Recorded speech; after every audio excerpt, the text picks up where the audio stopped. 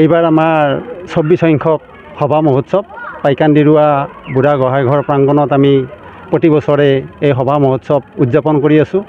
আমাৰ অহাবাৰ ৰূপালী জয়ন্তী বৰ্ষ, ইয়াত আমাৰ যথেষ্ট মানুহ সমাগম হয়।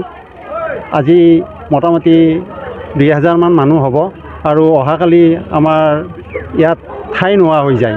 এনেকৈ দৰ্শক আহে যে আমাৰ সাংস্কৃতিক সন্ধিয়া থাকে, আমাৰ আধুনিক একক নৃত্য প্ৰতিযোগিতা অহাকালি আৰম্ভ হ'ব।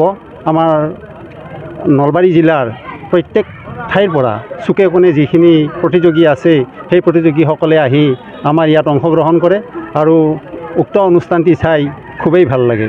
আমাৰ 2001 চনৰ পৰা আমাৰ গাঁওবাসীৰ যিখিনি বয়োজ্যেষ্ঠ লোক আছিল তেখেতসকলৰ অনুপ্ৰেৰণাতেই আমাৰ এই অনুষ্ঠানটো আজিলৈকে চলি আহিছে।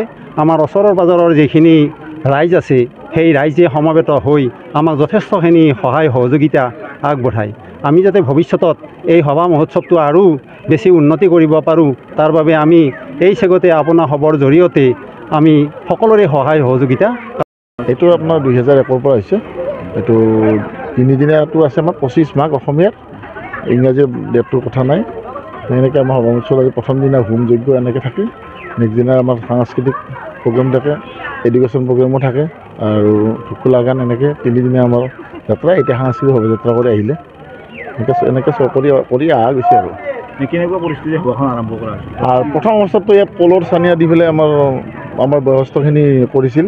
তাৰপিছত আমি উঠি অহা ডেকা চামবিলাকৰ লগত লগ লাগি সভাখন অলপমান, এতিয়া আমি আৰু নিজে নকওঁ কেনেকুৱা হৈছে, আগতকৈ অলপ পৰিৱৰ্তন হৈছে আৰু। বিশেষ কাৰ্যসূচী আমাৰ আজি আছে নাগৰ নাম মৰমী শইকীয়া, অহাকালি আছে কেলকাতা আৰ্টিষ্ট চান্দি পাৰ্থ আৰু শিখা কলিতা গুৱাহাটীৰ। আকৌ মানে ডেন্স প্ৰগ্ৰেম আছে, এনেকুৱা আছে আৰু ঢুলীয়া প্ৰগ্ৰেম আছে পৰহি।